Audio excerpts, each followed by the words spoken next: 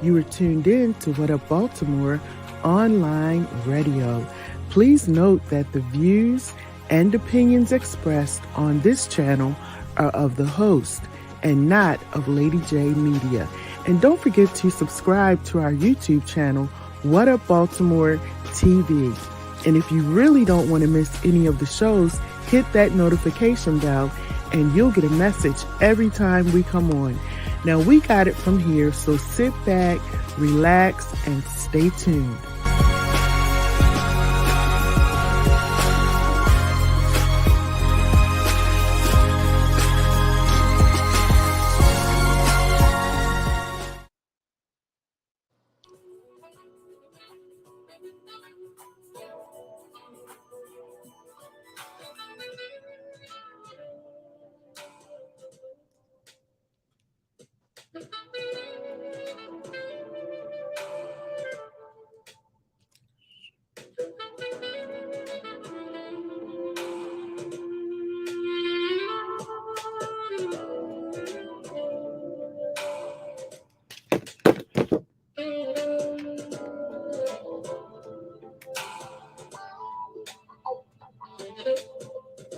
Everybody, it's Dr. Lady J. Welcome to another edition of What Up Baltimore. Tonight's guest is Jason Key. Some of you may or may not know him, but you will know him before the show is over. Before we get started, I'm going to put up some information while we're waiting for some people to come on, Jason. I'm going to put up this information. It's going to be at the bottom of your screen. Now, listen. The show that I do on Mondays and Thursday nights is devoted to men and women who are incarcerated or who are just coming home, or not just coming home. You know, maybe they've been home for a while, but the purpose of the show is to give them a platform to be able to talk. But also, in doing this show, I always put up, I'm looking for it right now, y'all. I should have had this up already. I always put up the Cash App, the PayPal, and all of that. Because here's the thing, I get a lot of calls from men and women who are incarcerated, and there's an app that I can now talk to them on. It's actually $10. That's the minimum that you can put down. So I always put up this at the bottom in the ticker tape. It'll be scrolling at the bottom for you to donate, because some of your loved ones are the ones that's calling me and texting. So, I'm going to put it at the bottom. Feel free, you don't have to, but it helps me out on my end to be able to have these conversations with them and to also do this type of program. So tonight's special guest is Jason Key. Welcome, Jason, to What Up Baltimore. I know this is your first time, so welcome to the show. Thank you for having me. You're welcome. And some of you may know him because he is the son of Mr. Bill Gooden. Now, for those of you who live in Baltimore, I don't know if there's anybody in Baltimore who does not know who Bill Gooden is. I think everybody knows who Bill Gooden is. And Jason, this is the thing. Your dad, and my son is 27 now, but when he was like 11, 12, all the way up through his high school years, your dad would come on WOLB with Larry Young.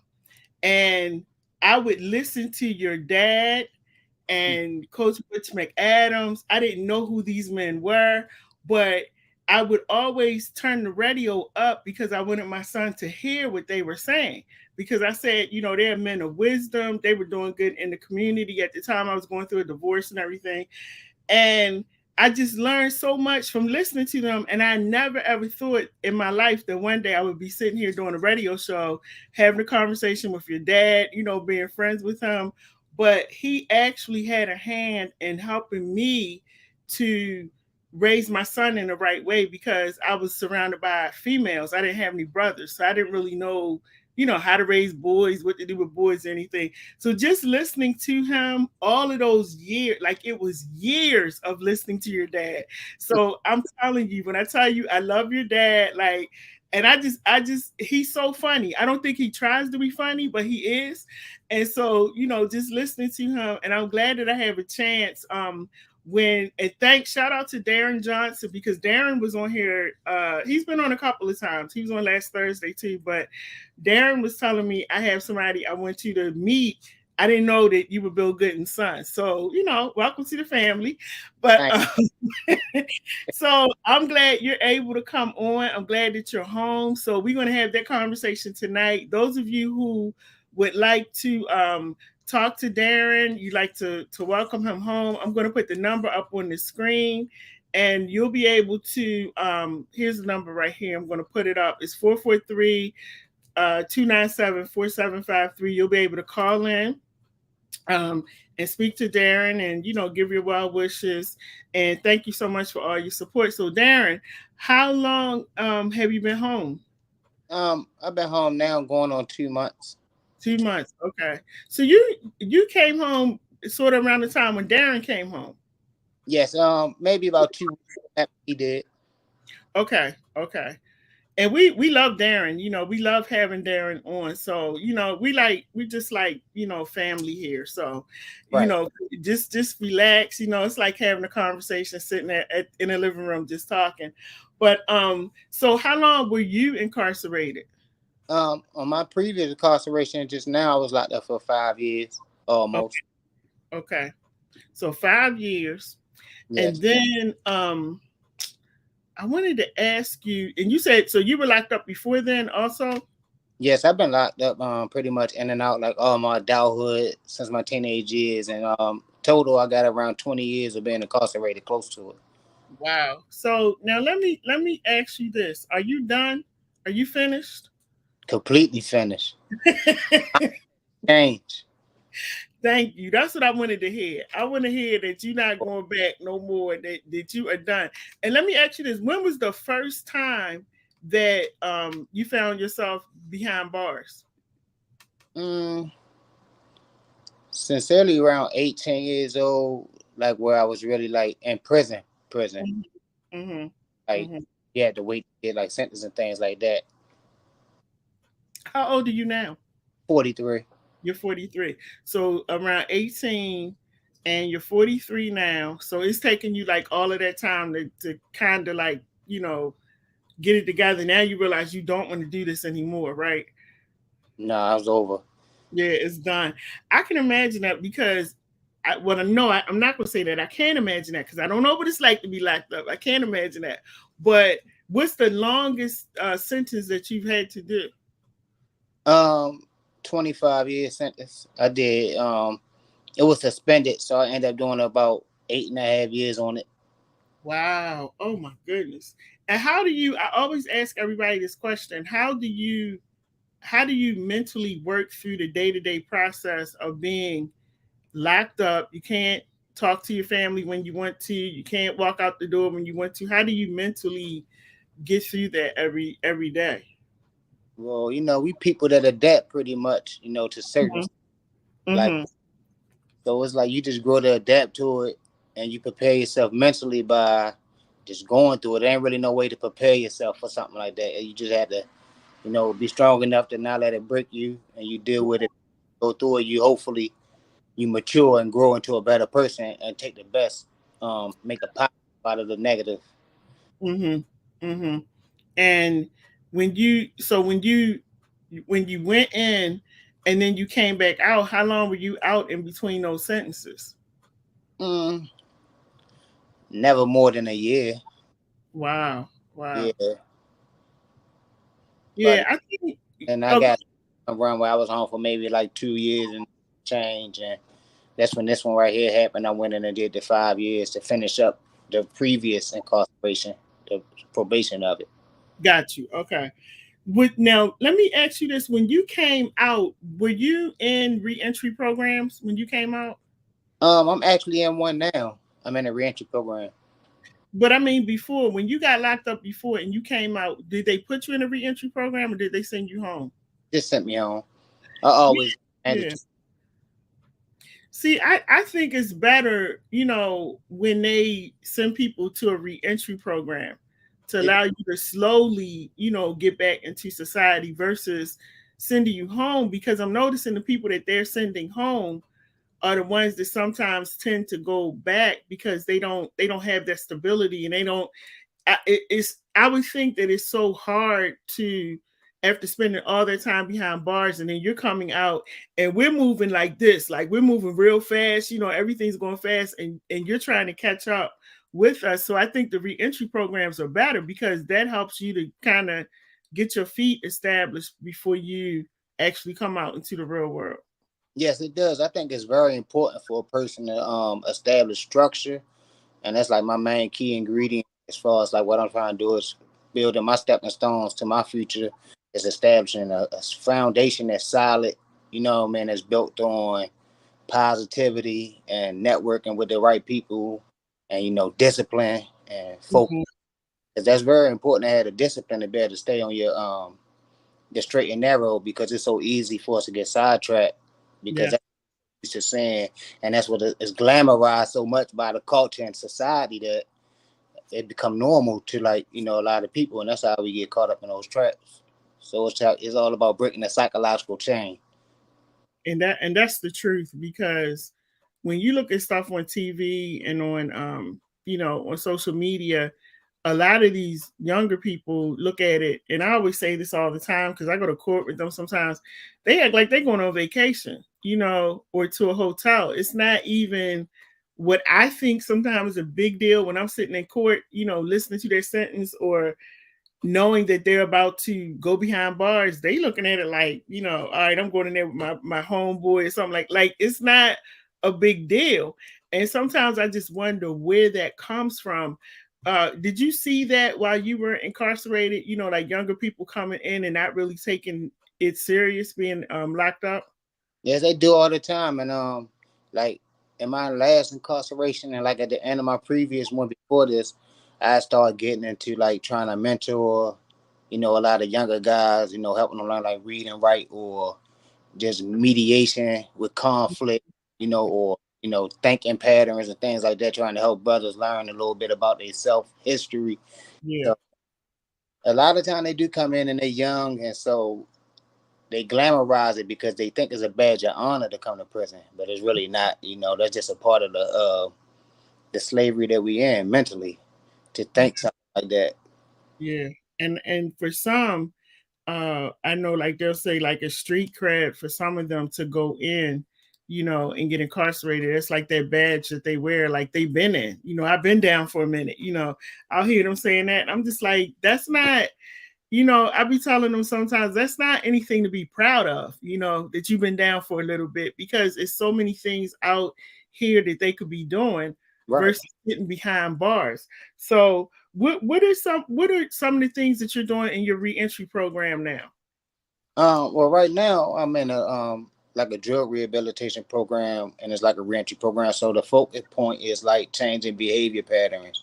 So we have to go to like classes Monday every day of the week, but on the weekends we only go half the day. But Mhm. I'm applying my own steps to follow my goals. So I applied for online courses to obtain CEU credits to a peer specialist because I want to become a counselor because Oh. my overall goal in the long run is to open up an organization working with the youth. Mhm. So being a peer specialist gives me an opportunity to start getting into that field, you know, and learning some of the counseling things that I would need to know in order to pursue that dream. And it also kind of helps me to like build a network while I'm here with people that's doing that already. Right, right. As you said, my father know a lot of people, so I already got some connections with him too. So Listen, you got a huge network with your dad. You got a huge. I'm telling you, I don't. If it's somebody in Baltimore, the only people that don't can't say Bill Gooden's name right now is the ones that's in the cemetery. Everybody knows who Bill Gooden is. Okay, they know who this man is. So you have a lot of support, and you have a lot of people that you can call on through your dad. You know, and yeah, so make sure that you use those resources because he knows a lot of powerful people, you know, and people love him. So you will definitely have that support that you need. And when you finish the reentry program, so when you come out, you would like to go into counseling and working with youth. Is that what you want to do? yes, man. Okay. Okay. My own program with the working with the youth. Actually, I got a couple ideas that I've been like working on, and Mm-hmm. business plan and how to apply for grants, and that's all a part of networking. You know, when you try to put your ideas out there, and you know, people latch on to it. So right. And this is one secret, Jason. I'm gonna tell you this one secret. Don't tell everybody your dreams and your goals and what you're trying to do, because there's so many people out here who will try to crush what you're doing. They will steal your dreams, your ideas. You know, they'll tell you that you can't do it. So make sure that you have people around you who really believe in you, who support you, who are not going to put whatever you're trying to build, put it out into the atmosphere before it needs to go out there. Because these people out here are wicked. They are wicked. I'm telling you. I know. Don't tell them nothing. Just ask your dad, you know. And let me see, your dad was saying something, because I'm telling you, they wicked. He said, ask him what led him into trouble with having a father as Bill, and ask about some of his upbringing from a single father. Okay, I didn't know so your dad raised you. Yes, ma'am. Okay, so what was that like with your dad raising you? I would say it was really, you know, a blessing, because growing up, I seen so many, you know, my friends had single parent homes, but it was always the mother. Like I was the only one that had a single parent father. Yeah. That was like a blessing, just to, you know, grow up and see his strength, and see him always leading in a positive direction. And I really can't explain how I end up making the mistakes. You know what I'm saying? Because he always was a good role model, and you know how he is. So yeah. It was, like I said, the environment, it becomes normal because we see it. We glamorize like the dope boys with the rappers and the stuff like that. That's what we seeing. And it's like, these are the people that's looking successful. Like, even though my father at the time, while he's out there, you know, fighting for the people, it don't look like he's successful, even though he created a legacy. Mm-hmm. Successful to you because we still struggling. Right. So it became normal for us to see like and idolize things that's not meant for us to look up. So that's I had to work through and break that pattern. So in the long run, he's really my biggest inspiration because I respect him more than anybody in the world. Yeah. And I think you know, as we get older and we start looking at our parents, like we see them in a different light, you know. Sometimes, like, I know for me, I'm a pastor's daughter, and like it just got on my nerves that everybody knew my dad. You know, he's the greatest man in the world, and he's a very great man. But I'm just like, you know, it's a lot of pressure. It's a lot of pressure because as people are looking at your parents, they're also looking at you as the kid, and they're expecting you to be great, you know, like your mom and your dad, and you just yourself, you know, you want to be you. And sometimes I think the pressure, sometimes you just cave into the pressure, because I know I did some stupid stuff and it just made no sense because of my upbringing. I had no business doing some of those things, but I just caved into the pressure of everybody thinking that I'm supposed to be perfect because my dad is who he is and because he's a minister. So, you know, sometimes I think those things have a lot to do with it. But your dad was asking, what was it that led you into trouble? What do you think it was that led you into trouble? Just glamorizing what I was saying, the streets. And, you know, I into the streets kind of, you know, real early. And just being around it. And once I jumped into it, I kind of like took to it like a fish to water at the time. And once I did, it was like, it became like an adrenaline rush. The lifestyle become like a rush. And at the years and years of doing it, it's like, it becomes hard to break it because your mind, you have to really be ready for it. It can't just, like, every time I go to prison, you might say, well, I'm going to not do it again. I'm going to do this. But your mind has to really be prepared and ready for that challenge. It can't just sit. You have to really be mentally ready to make that change. Something has to go off to set it off in your head for you to make that change. And it takes the discipline. Without the discipline, there's no way to change it come. So it took me a while to become more disciplined. I had to mature more. I had to grow up a little bit more. Had to see different things. I had to understand that my purpose, that was a major thing for me, finding what I feel is my purpose. And I to give back to humanity and not take away from it. Now, and this is a question I want to ask you too. So, like you were saying, you were glamorizing what was going on out in the street. But when you go inside, they still have that same kind of stuff going on inside, right? Yes, ma'am. The same thing, yeah. That So it's makes walk that, away from. right. That makes it harder for you to break the mentality because in there is the same things. You know what I mean? Mm-hmm, mm-hmm, mm-hmm. Going on And with certain lifestyles. yeah, and I'm sure that it's hard when you make a decision to not be a part of what's going on in the inside. When you choose to not be a part of that and you choose to be different, I'm pretty sure that's hard too. Yes, it is. And for a while, like in my younger days of my incarceration, I didn't choose to be not a part of it. I was in the mix, just like I was on the streets, because Mm-hmm, that was my lifestyle. That's how, that was what was radiating from inside me, mm-hmm. my true self. It's like a persona that we build on, and it's like layers and layers built on by trauma, Yeah. experience, environment. All that stuff plays a part in shaping that. And it's like you had to re-educate yourself and peel those layers back and get to the root problem of it in order to work those issues out and become a better person for yourself and those that you love. Mm-hmm. And do you think, because you being a male, I think that my feeling is that you know, boys do need their dads at a certain age. Like you need a man, to like be up in your behind after at a certain age, because they don't listen to the mothers after a while. But do you feel like in some of your decision making and some of the things that were going on in your life that you were feeling that loss of not having that mother there raising you and just being raised by your dad? I believe so because I believe the mother is like provides the nurturing, Mm-hmm.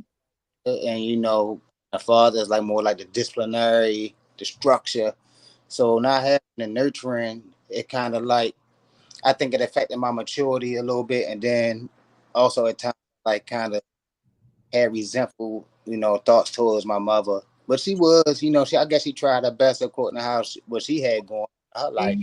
Mm-hmm. Which taught me like to be. She was like real religious, so she Christian. So she gave me the building of faith, having faith. You know what I Mm-hmm. mean? Whatever I decided to have my faith in. I know when I see her and talk to her that she really had faith. So I know that's a part of what you gotta have, even if it's just faith in yourself to Mm-hmm. gotta overcome. But you gotta have that faith. You gotta be able to believe in something that's not seen on the surface. Yeah.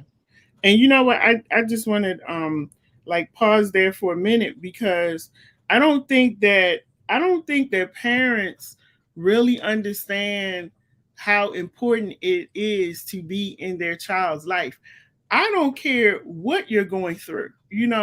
When you have this little person in your life, it's so important to give them as much time and attention, nurturing that you can, because we only get this one time to raise our children.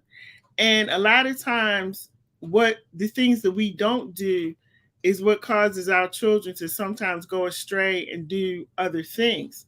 And so a, a lot of times I'm hard on the parents because I feel like if God gives you that gift, to have a child and raise your children, that's something that an opportunity that everybody doesn't get a chance to get. And so when you have that opportunity to raise these children, parents, and I'm not talking to your parents, I'm just putting it out here in the Right. atmosphere to the parents, because these parents today, I don't know what's going on. They on social media dancing and twerking with them and doing all these other things. You're doing everything but raising your children. And so when your children start growing up and getting older and they start being disobedient and they start doing things that you're like, well, why are they doing these things? You got to look at what you were depositing into your Right. children. And mothers, this is very important too. When you have a son, you gotta be that female for your son, to tell your son that he's handsome, he's gonna be great, he's gonna do, achieve great things. There's nobody like him, like he's wonderful. You have to be that first love in your son's life. Same thing with the men. You got to be that first love in your daughter's life, because you show them what kind of man to look for. You show your son what kind of woman to look for. And all of these things, I think a lot of this is missing now because people are younger and younger having children. It's like children having children. And so a lot of these things are being missed. And we got a lot of children growing up. And the one thing I hear over and over again, Jason, is that the children, once they get in trouble, a lot of them will tell me, I'll be like, well, what was the problem? They'll tell me, well, I don't feel like I was loved. You know, that's the main thing. I don't feel like I was loved.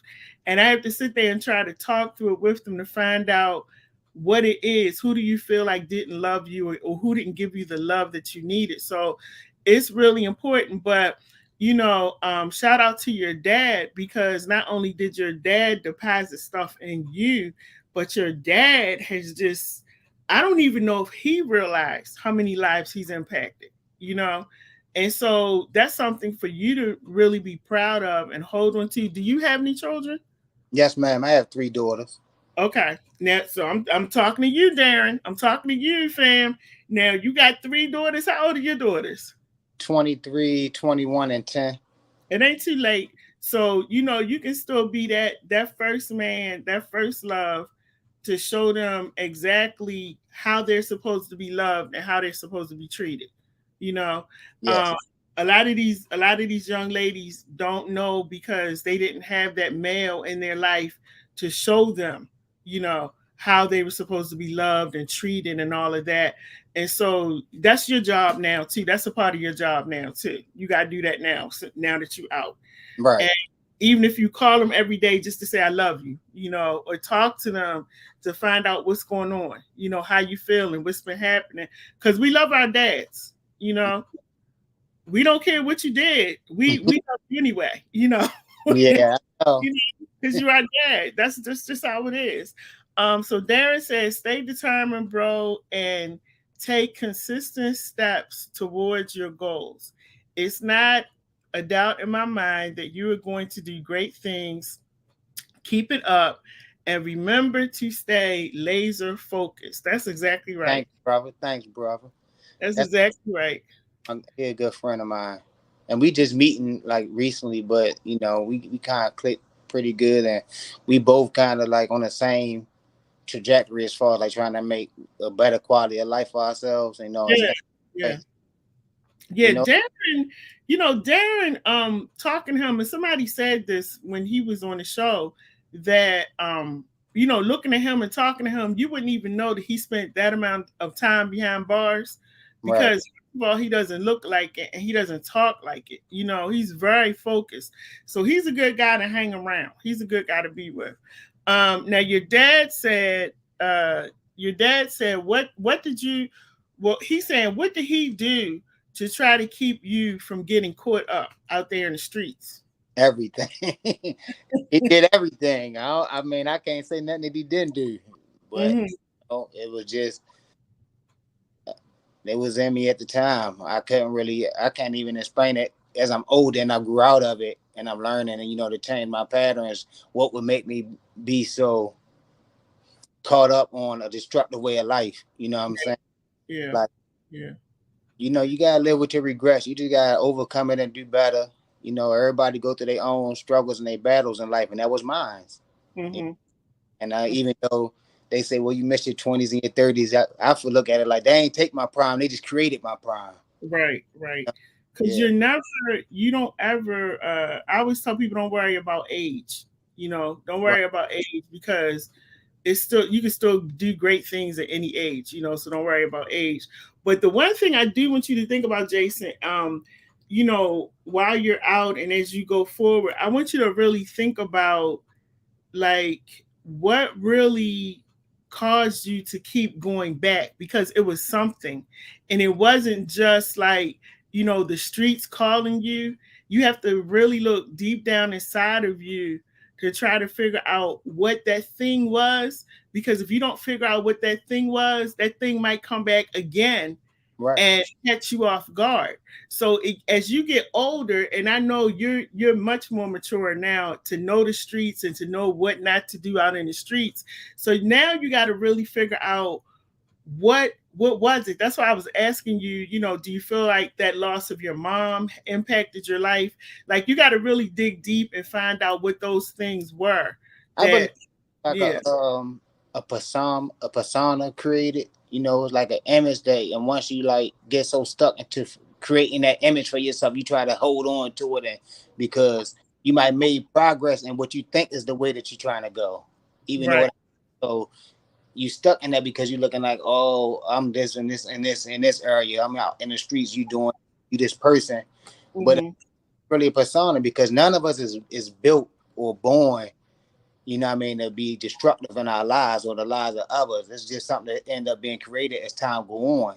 And I was pattern because I created a persona for myself. You know, when I jumped into the streets, in my mind, I was thinking I'm going to be one of the baddest ones. I'm going to do this. I'm going to be a legendary person in the streets or whatever I was doing.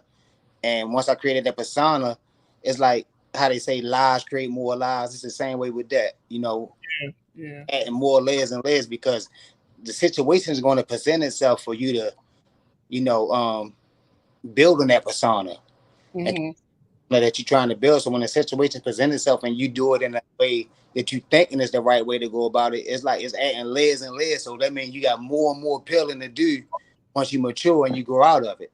Yeah. So do you think you're at a point in your life where you really love Jason? You think you're at that point in your life? For sure. Yeah. Because the reason I was asking is because once we get to a point in our life where we really love us, then we stop doing those things that caused us to get in trouble, feel depressed, feel stressed. We stop doing certain things because we love ourselves enough not to allow that to happen again. So that's why I wanted to ask you that question because that's very important. If you really love Jason, then you're going to make sure that Jason never goes back to prison again. You know, yeah. And then you got 3 daughters. You got to be out here for your daughters. Yes, you know, you got to be that man and that father for your daughters, and you got a 10-year-old. You know, so you really got to make sure. And then this is what I believe too. I believe that some of what your dad is doing has fallen on you, but you don't really know it or see all of it yet. And you'll probably be doing some of the things. Oh, I see it already. Oh, you see it? Okay. Inspiration. Okay. But and the things he instilled in me, even while I was in prison and I was acting up, I always studied like the history of our people, you know, things like that. It's just, it was hard for me to get out of my rut that I was in because I had dug the trench so deep, you know. It took me a while to start putting the dirt up under me to stand back and build my way up out of that trench. Right. Yeah. Your dad, like I know that he has to be proud of you being home. And that's another thing you got to make sure, because your dad is older now. You got to make sure that he sees a new Jason, you know, now that you're out, a new Jason, and a Jason that he doesn't have to worry about anymore, you know. And so, because that's a burden that's put on our parents when we're out here and we're not doing what we're supposed to do, you know. So it's a lot of things, and I know it's a lot to deal with, but like I said, the bottom line is it comes down to what does Jason want, you know. That's what it comes down to. Lakeisha Warren says, yes, bro, stay positive. Growth always works in due time. Thanks. And then who's this? Karen Sherman. She said, welcome home and congrats on your new beginning. Your girls are watching you. We love you. That's my beautiful wife right there. Okay, Miss Karen. Beautiful.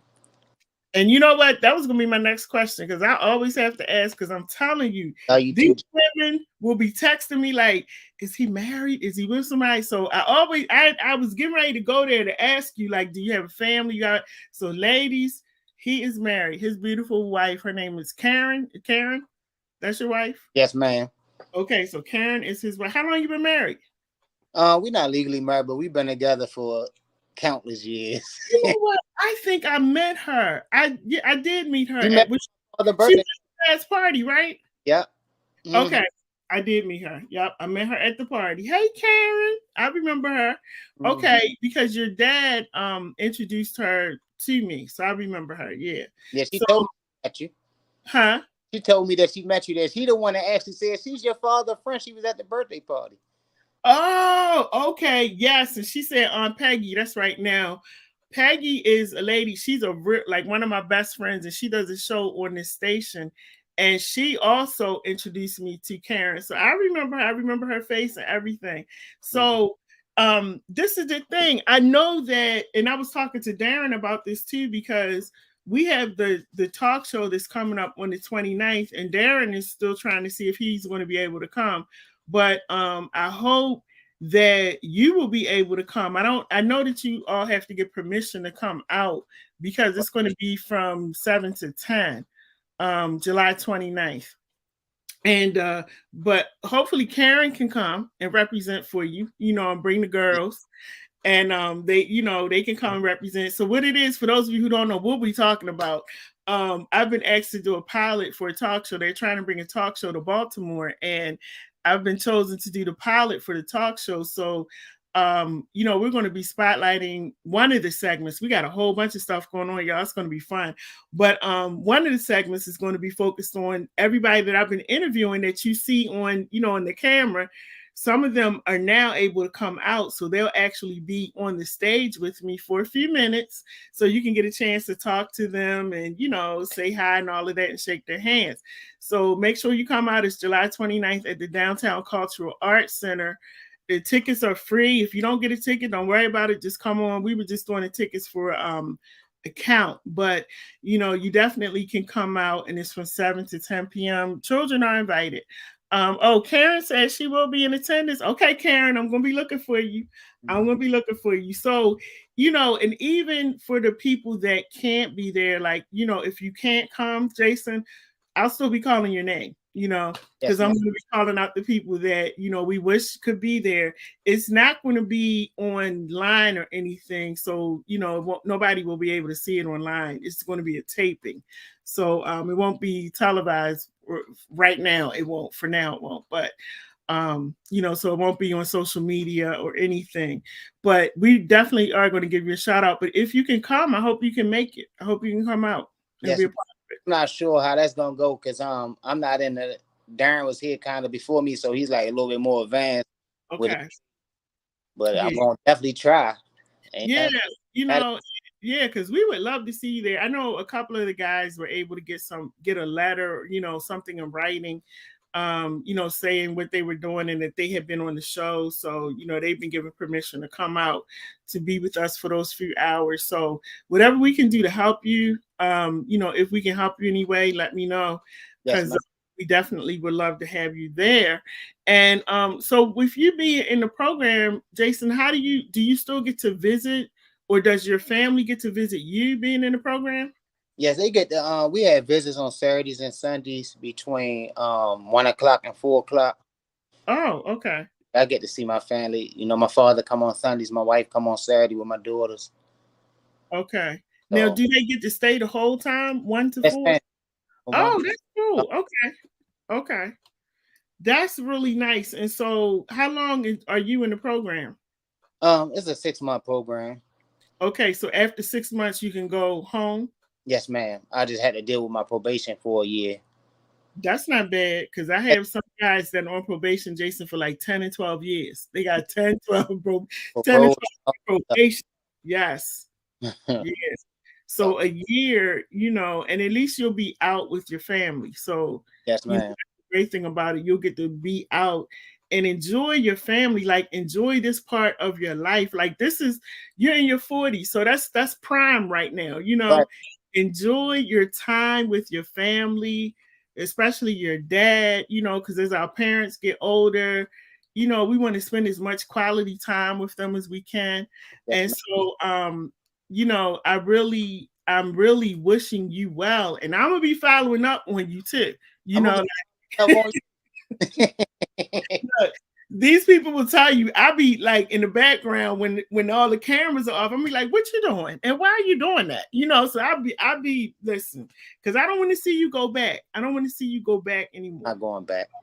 Yeah. So you got a lot. Your wife is beautiful. You got a beautiful wife.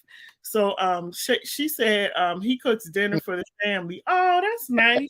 He cooks dinner for the family while being there. That's really nice. That is really nice.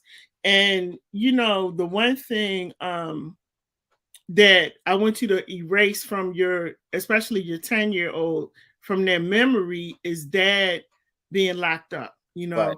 I want you to create new memories with her. And even with your older daughters, create new memories with them, because it's traumatizing for the children. Yes, With dad being gone and locked up, and times when we as females, we need our dad, or we need to touch you, or we need that hug, or we need that face-to-face conversation, and not being able to do that. So that's traumatic. So those are some things that you can actually start building and making, like some new memories with right. them, new things for them to remember about their dad. And your dad said, "What is my famous line to you?" He said, "What is my famous line to you about not going back?" It ain't about what you say; it's about what you do. I know that's right. Challenge is out here, not in there. I know that's right. He's right. He's absolutely right, because we can Right. say a whole bunch of stuff, I'm, but actions. I always say that every time I was in there. This is the last time. Mm-hmm. Right Mm-hmm. here, different thing right here. This one was just. I know the focus is here now. I found my purpose. That's a major thing, is finding purpose and pursuing it. So when you find your purpose, it kind of gives you the passion to pursue your dreams, And it's like, I know that's my purpose. I really know in my heart that my purpose is to give back. That's my Yeah. purpose, like my father. Mm-hmm. And don't, even in coming out, as you're coming out, don't try to do it all at one time. Right. Just do what you can do, because not only are you trying to do that, but you got a wife, you got children, you got the program, you got the parole. It's so many things that you're going to have to deal with once you get out of this controlled environment that you're still in. So you got to make sure that you use your resources, which are the people around you. And you got my number, even if you have days where you feel like, "Hey, Lady J, look, this is getting on my nerves. I can't," you got my number. I'll sit there and hold on the phone while you scream or whatever. But Right. the thing is, use your resources so you don't go back, or you don't fall back into, old behaviors. Because Yeah. now is the time to grow up and be the man and be with your family, Right. and pick up that mantle, that your dad has, and really start helping him and being out there and being a support for him. Pass, So, Bill, yeah. pass the torch.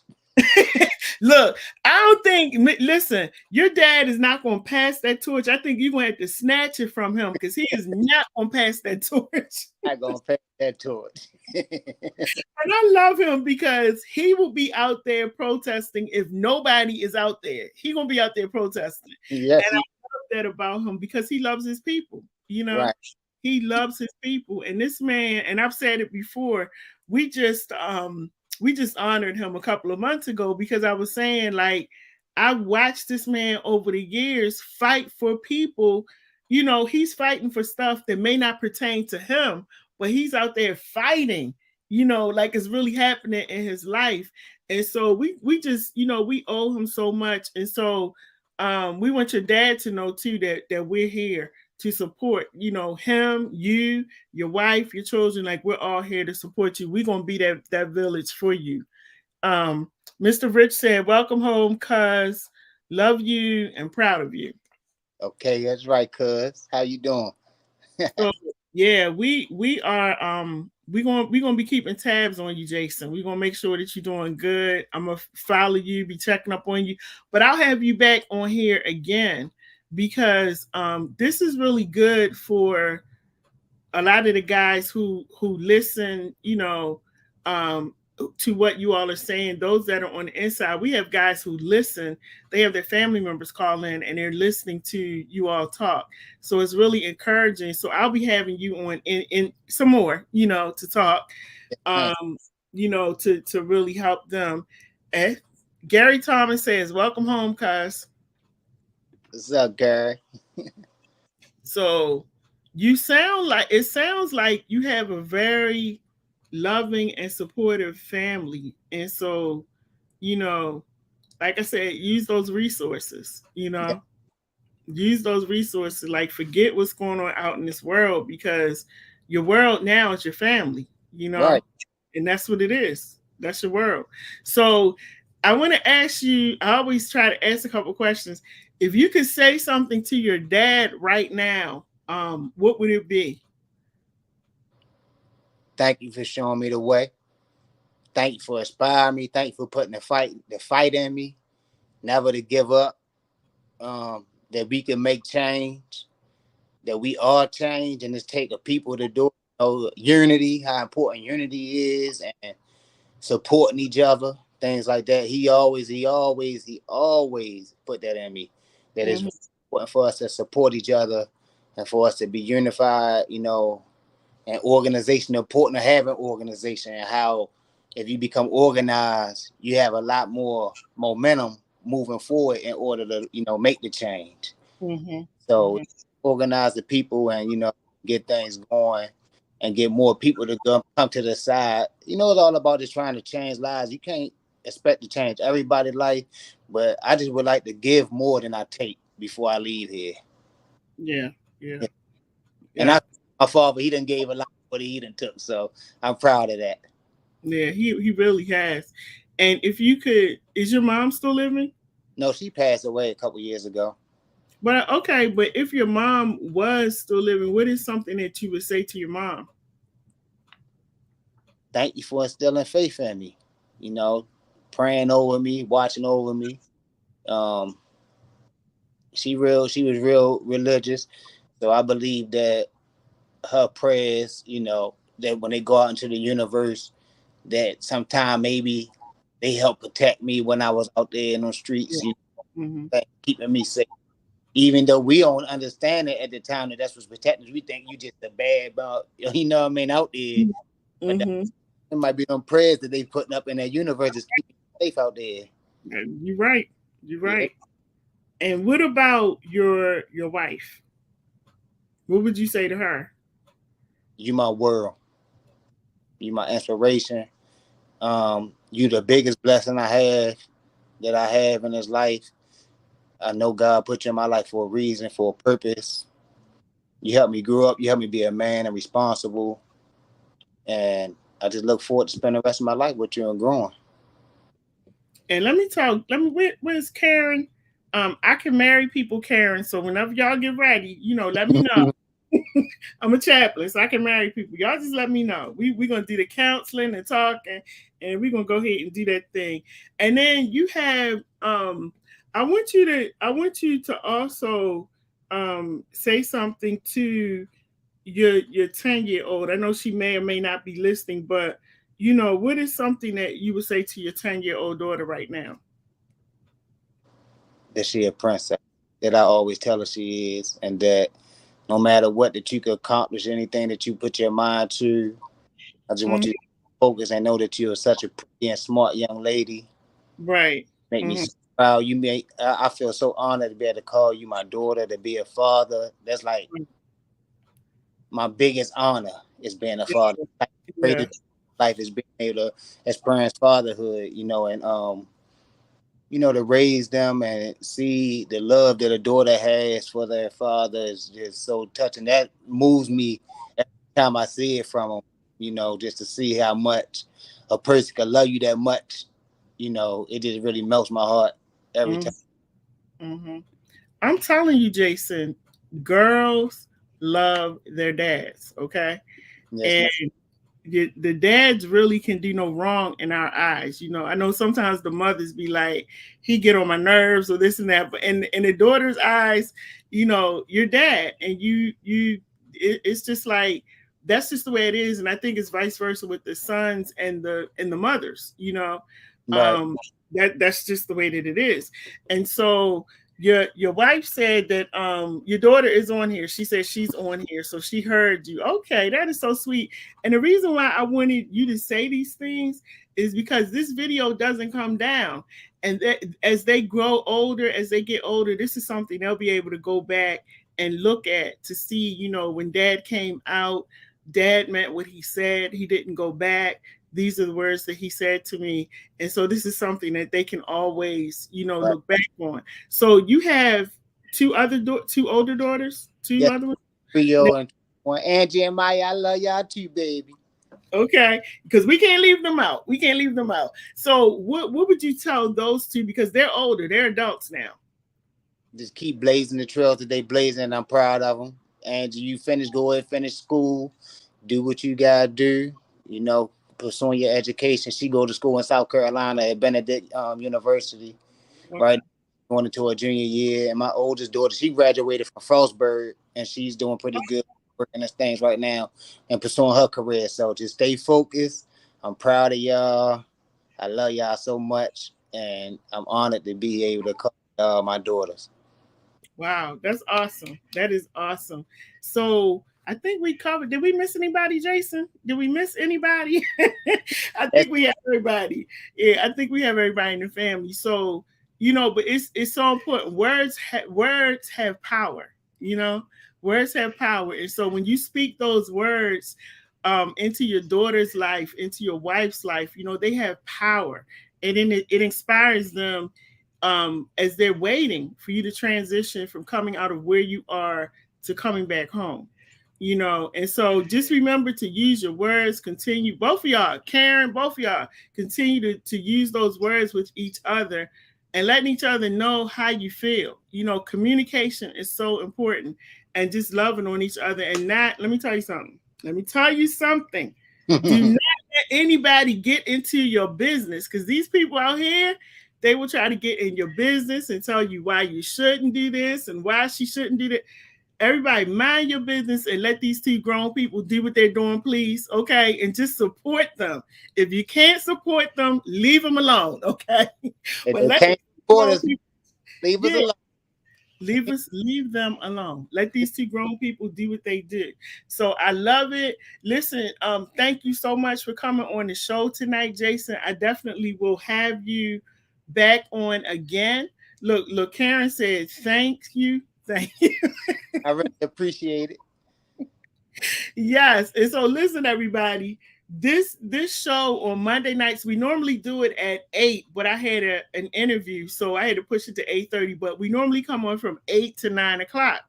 And then on Thursdays, and I'm going to ask you to come on our Thursday night show too, probably next Thursday, because I have somebody this week. But on Thursday night, Monty is still incarcerated.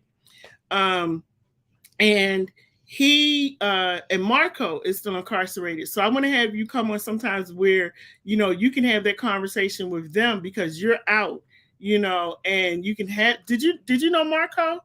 I might do. I know a couple Marcos that's in. Okay, because I know Darren. Marco introduced me to Darren. Okay. So you might know him, but yeah, so I may have you come on. I will definitely have you come on again, because I think it's good to have, for you all to have those conversations with each other, so you can talk to them and tell them what the transitional programs are like and how you're doing out here. And I kind of sit back and I let you all have that conversation with them. And that show comes on Thursdays from 7 to 8 o'clock.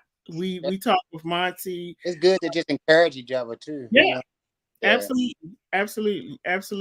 So, any last words you want to say to anybody, or anything you want to say to anybody before you go?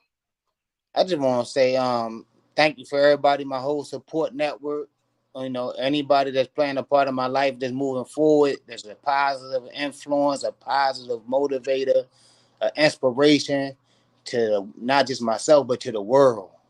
Mm-hmm. It's important that we all find a way to give back to humanity and don't take so much away from it, because it's our job to better, make it place better for the future. Exactly. So, and I hope that, I got embrace more people that has those same type of ideologies, and, be network and grow a network together and expand. Yeah. And I want people to, as you all are, as we're all celebrating Jason being out, Darren being out,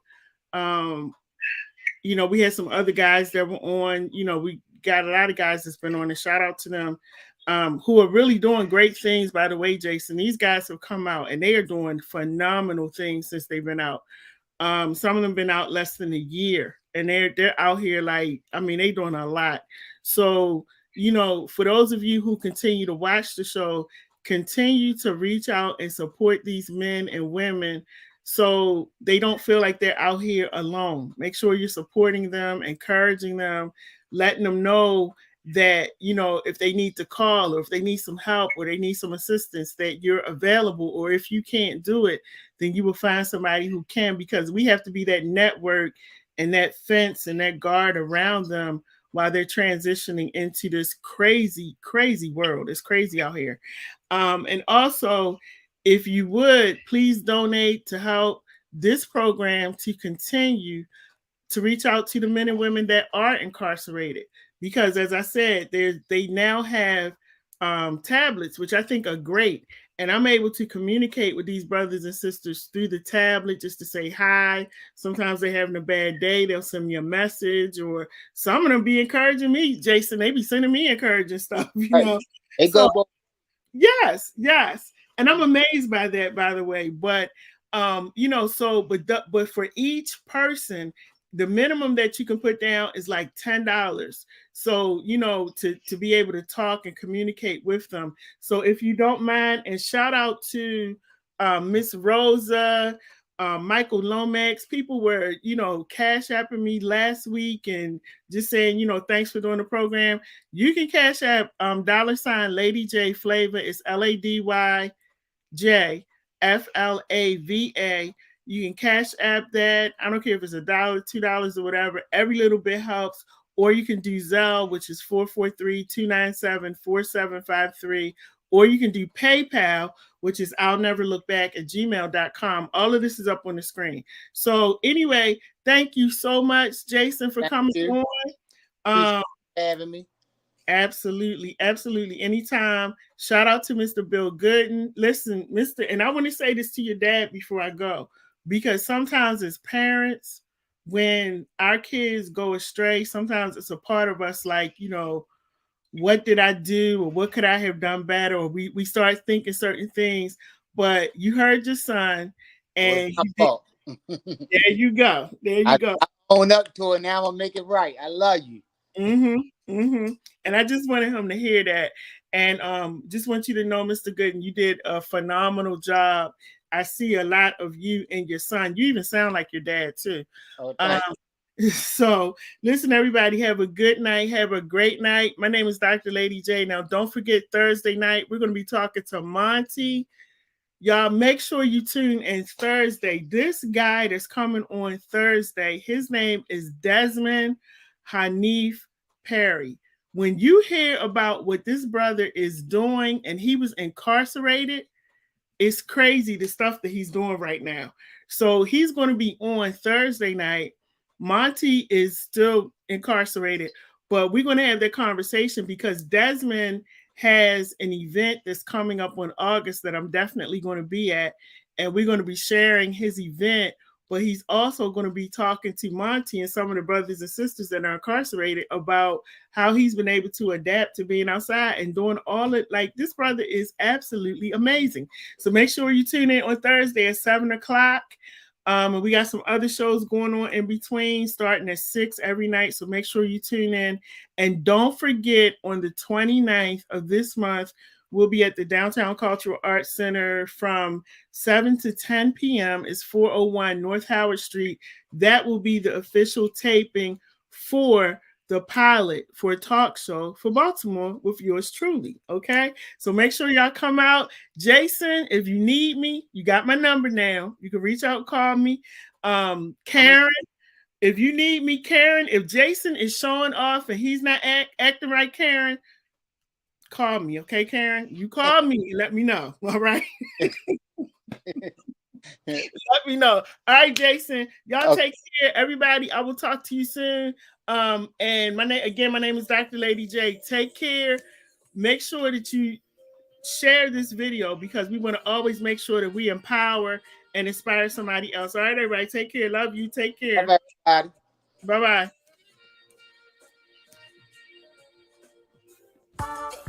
Just wanted to let you know that the host of this show appreciates the time that you've spent with them. Now, don't forget to like, share, comment, and subscribe to our channel so you can keep up with everything that we're doing.